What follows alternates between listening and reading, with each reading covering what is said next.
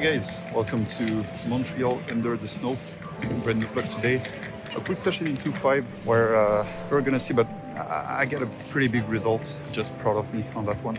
Just having a quick walk. I need to buy a thing or two. I'm gonna leave you guys with some shots of Montreal under the snow. It's not too cold today, but we've had a pretty big snowstorm in the past days. So well, see you guys at the table.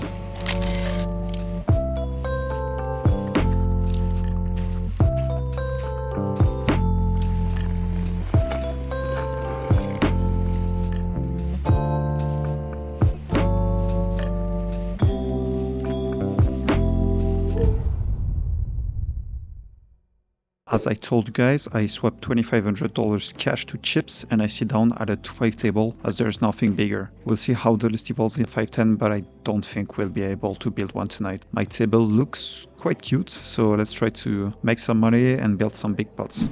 I just broke my phone holder by sitting over it in my car. I'm already on tilt. The angle will be just a bit different for that vlog, but I'll fix it for the next one. Anyway, we pick up ace-jack off on the button, 2 guys limp, and I decide to isolate them to 35. The under the gun player calls, and we find a queen deuce deuce rainbow flop. Interesting, I don't think he has too many queens. Ace queen or king queen are mainly gonna open, so he's gonna be weighted towards pocket pairs. I wanna get the max against these hands that are gonna call and fold on most runouts. So I start with a small bet to 25, keeping a pretty wide range and getting infos on the speed of his call. He calls fairly quickly, comforting me in the fact that he doesn't have that strong of a hand, as a good queen will at least think for a second to know if he can value raise or not. The turn is a 5, completing the rainbow, and I bet 80. It's a good size to value his pairs that are gonna be calling again and folding on the river, I think. As planned, he calls and the river is a brick 8. While the plan was to fire on most runouts, and that one looks pretty good. He's gonna fold all his pocket pairs and might even fold queen jack or queen 10 suited if he has those combos. So I decide to bet 225, putting this ends in a blender. He starts thinking and thinking, but after a moment he finally decides to call. Unfortunately, he shows queen 10 suited for top pair.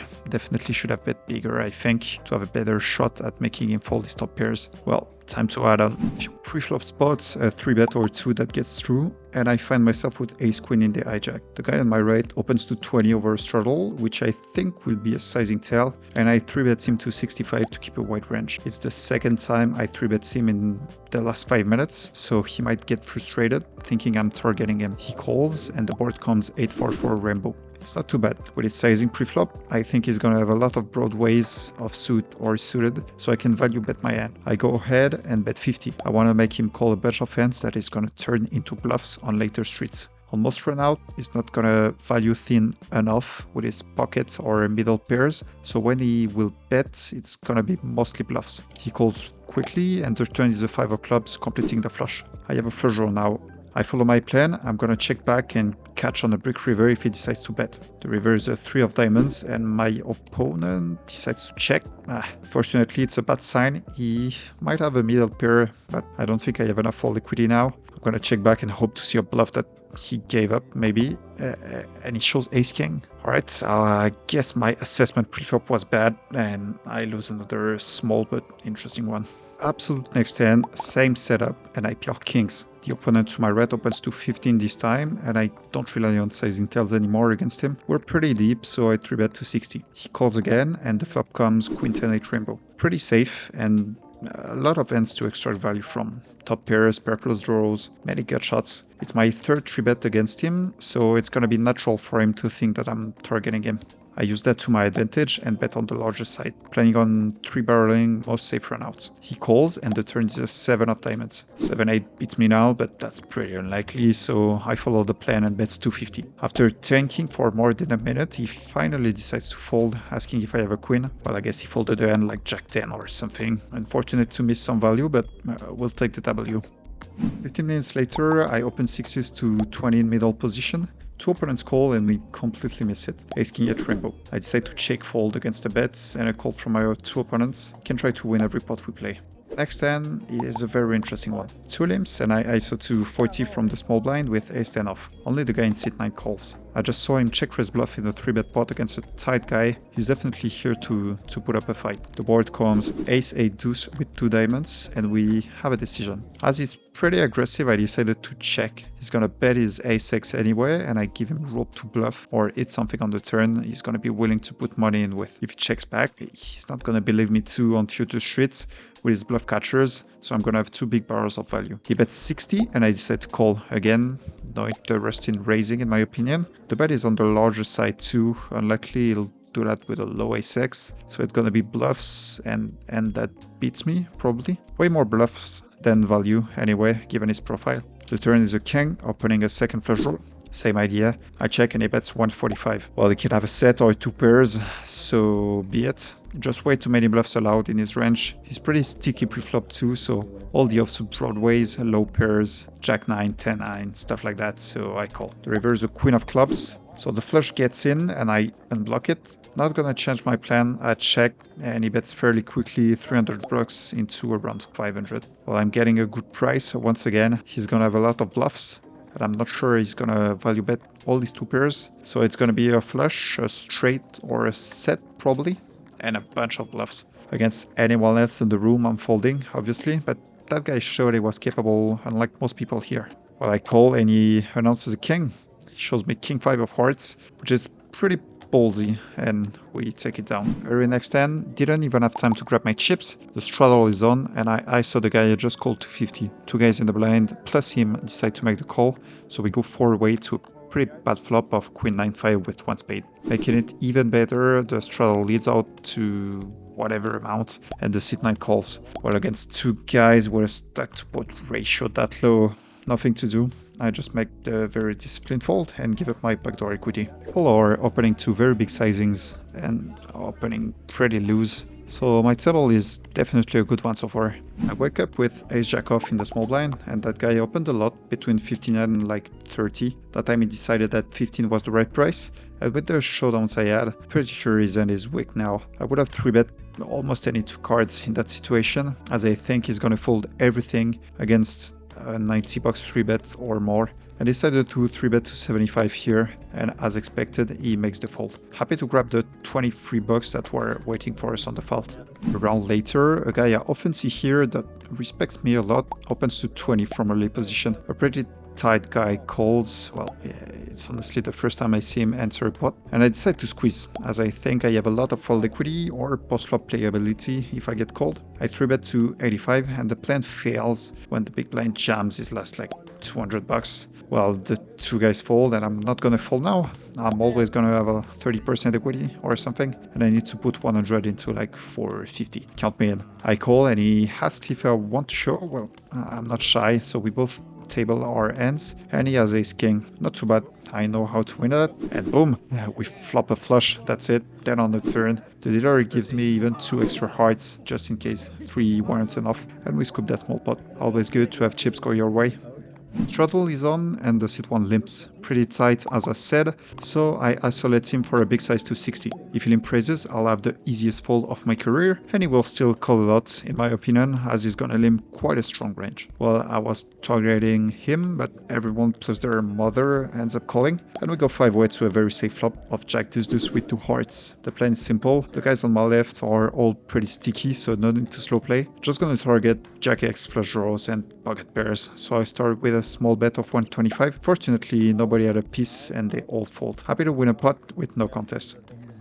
We're on the right way, so I keep going and open to 20 in MP with ace queen. The guy on my left calls, and the small blind 3-bets to pretty small sizing of 65. Pretty interesting. He isn't crazy and he respects me, as I said. I don't have that strong of a hand, and I'm gonna be in a sandwich post flop, as the 3-better is gonna c-bet often, but the price is so good that I don't see myself folding that deep. So I call, and the guy in my left calls too. The flop comes 9-7-3, and he c-bets to 60. Pretty interesting. I think he's gonna c-bet bigger or check with his overpairs, so I'm debating on whether to call to bluff him off later or raise now. But the guy on my left keeps staring at me and looks pretty interested in the end. I think I can only raise now, given that information, but against 2 guys that showed interest, not sure raising ace queen is that good of an idea, so I just give up and resign. The guy on my left ended up calling. They played a pretty big pot, but we had no showdown, unfortunately. Few pre-flop plans occur. I 3-bet with Jack 7 suited against another sizing tail from the button, and the guy on my left 4-bets. Nothing to do here. Small pot with king queen that I give up on a baby board before peeling jack 8 of clubs. Two guys limp. I raise to 40 and only the guy on my red calls. We flop a good shot on 10-10-7. Decent flop to continue and target is ace-eyes. Another hand that missed this flop. I'm probably gonna bet on the turn 2 to target his pocket pairs. Interesting development when he clicks me back. Well, I have 50 to call in a lot. Just gonna call and see a turn here. I don't think he will have a lot of bluffs here, but still have decent implied odds. And you know me, we get a pretty good turn, the 9 of hearts, giving me a straight, and he bets 150. Time to get the money in. Nah, just kidding. Not that lucky, it's a deuce of hearts, and I just make the snap fold. I'm gonna try my latest theory and 3-bet jack 9 of hearts in the hijack against an opponent from the seat 9 to 20. Well, he's gonna put up a good fight and he 4-bets me to 160. I know he's capable of being splashy. I have a pretty good implied odds and a pretty decent hand to play in position more than 300 blinds deep, so I call. The flop is pretty bad, ace queen 3 with one heart, but he decides to check fairly quickly. I think he's gonna bet his bluffs very often here, so his checking range is gonna be weighted towards hands with showdown value and traps. I don't want to bluff that particular player tap right now. I can delay the aggression and bet on the turn to make him fold his pocket pairs if he checks again on the turn. So that's what I do. The turn is a 10, giving me an open-ended. Pretty interesting, but he bets 250. Well, that's a pretty big sizing. I don't have big implied odds on a king, I think, but my 8 is quite clean. It's a tough decision. Against him, I think a call is gonna be okay. But in the heat of the moment, I decided to fold given the pretty bad price. Maybe I'm just in it. Feel free to roast me in the comment section. Table changed a bit since I stacked the guy with my ace-4 of hearts, and it is way less interesting right now. Still gonna play a bit, but if nothing changes, I might leave soon for a PLO5 private game. By the way, let me know if you'd be interested in PLO vlogs at the playground. Anyway, I ISO to 35 with pocket 10s in middle position and we go 3-way to an ace king 5 rainbow flop. Well, nothing to do against two players, I just check and give up quickly against a pretty big bet. In a few hands, I get 10s again and get the exact same flop, ace king 5 again. Well, same result, I end up folding to a decent sized bet on the turn. The table really took a hit with the newcomers. Even seat 9 is pretty calm now as he built a pretty healthy stack. Gonna play a last round and go to that PLO game. I open king queen to 30 from the hijack and get two callers. The board comes 9-5 deuce and I'm ready to fire, but the guy on my left flips his head towards me, waiting for my action. I definitely don't think he's gonna fold, and I don't really want to bet several streets with my hands, given the fact he probably has something decent and that we're 3-way. So I just decide to check and he bets 60 pretty quickly. Nothing to do when the straddler calls, I just give up and call it a day after folding 10s once again on the flop for my last hand. I gather all my chips plus those in my pocket and find out I made a pretty decent profit today. Pretty big win today. Let's go, plus 25 results right there. As I told you guys, if you want to see some PLO vlogs, be sure to let me know in the comments. I will put up a pretty special vlog for Christmas too, so be sure to subscribe, follow the channel. I think it's going to be a pretty funny one, to be honest. Well, I'll see you guys on to the next one. Be sure to like, subscribe, follow, comment, let me know, and I see you on to the next one.